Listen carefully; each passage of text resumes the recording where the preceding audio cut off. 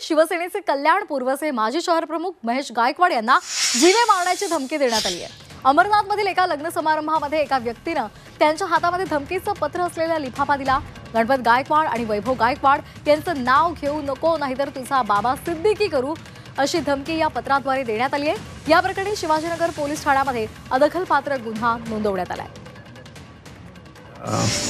मला आनंदनगर या ठिकाणी लग्नात समारंभ असताना त्या ठिकाणी एका इस्माने आणून असं पत्र दिलं आणि त्या लेटरमध्ये मी बघितलं तर मला जीवे मारायची धमकी दिलेली। त्यामध्ये लिहिलं आहे की गणपत गायकवाड आणि वैभव गायकवाडच्या बाबतीत काय बोललास तर तुला बाबा सिद्दीकी करू, म्हणजे तुला गोळ्या झाडून मारू, अशा पद्धतीची धमकी दिलेली आहे।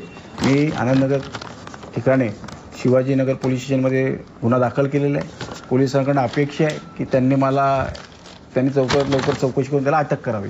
आणि हा जो लिफाफा आहे, हा लिफाफा जेलमध्ये वापरला जातो। त्या ठिकाणी गणपत गायकवाड आता जेलमध्येच आहे।